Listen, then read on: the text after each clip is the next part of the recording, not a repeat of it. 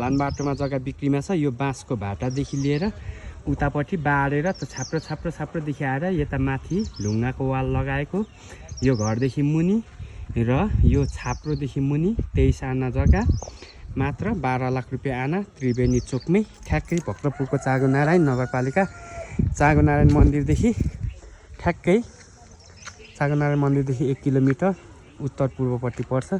यो बाटो चाहिँ साँखु जानेछ भने यहाँ चाहिँ एकदमै तीव्र गतिमा बस्तीहरू बसिरहेको र वरिपरि प्लटिङमा 15-16 चलिरहेको ठाउँमा यहाँ चाहिँ मात्र 23 आना जग्गा हजुरहरूले पाउनुहुनेछ।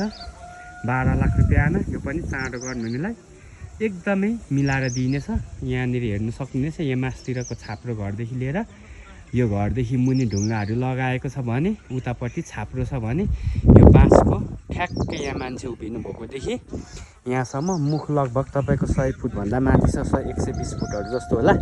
यो चाहिँ नगरकोट जाने बाटो, यता चाहिँ चाँगुनारायण मन्दिर जाने बाटो एकदमै मिलाएर आएको छ। हजुरले यहाँ राखेको सम्पर्क नम्बरमा तुरुन्तै सम्पर्क गरेर बुझेर लिन सक्नुहुनेछ। धन्यवाद।